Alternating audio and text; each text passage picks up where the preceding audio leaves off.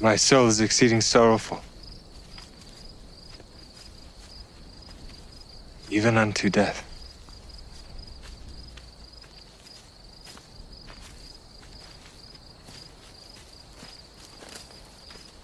Tarry ye here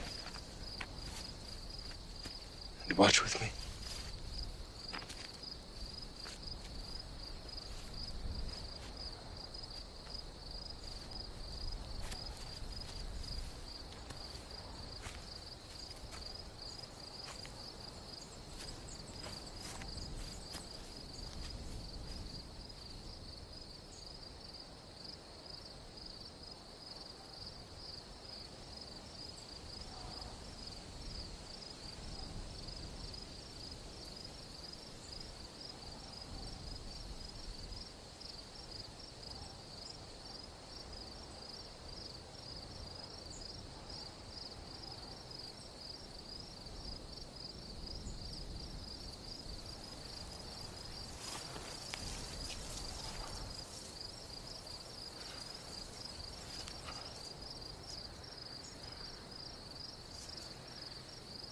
Abba.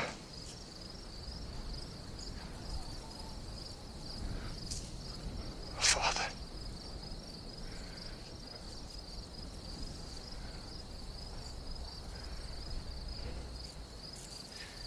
All things are possible unto thee.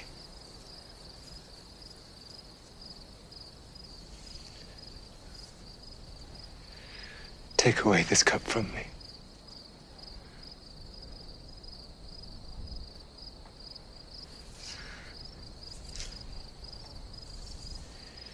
Nevertheless, not my will, but thine be done.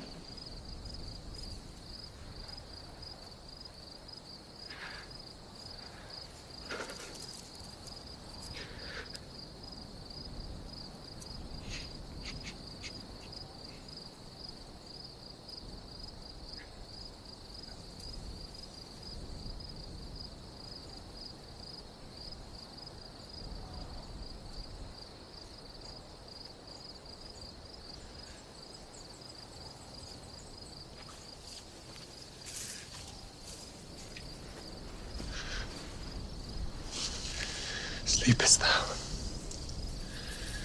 Couldst not thou watch 1 hour?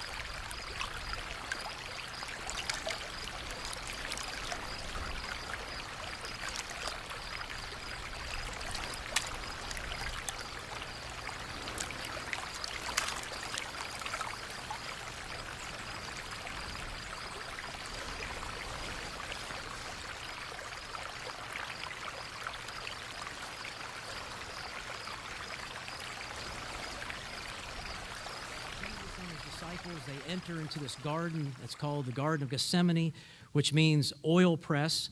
The garden must have been full of olive trees, and oil presses were used to extract oil from the fruit.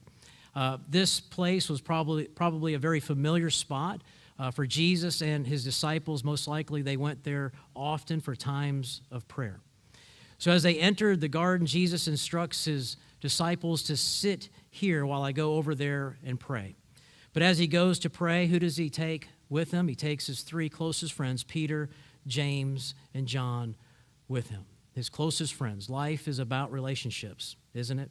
So he takes his three closest friends with him as he's entering into this time of sorrow, this time of distress. And as Mark describes it in Mark chapter 14, a time of being horrified.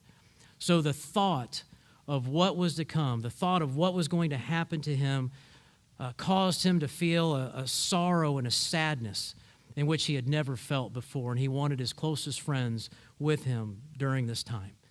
Jesus said to his three friends, "My soul is swallowed up in sorrow to the point of death. Remain here and stay awake with me."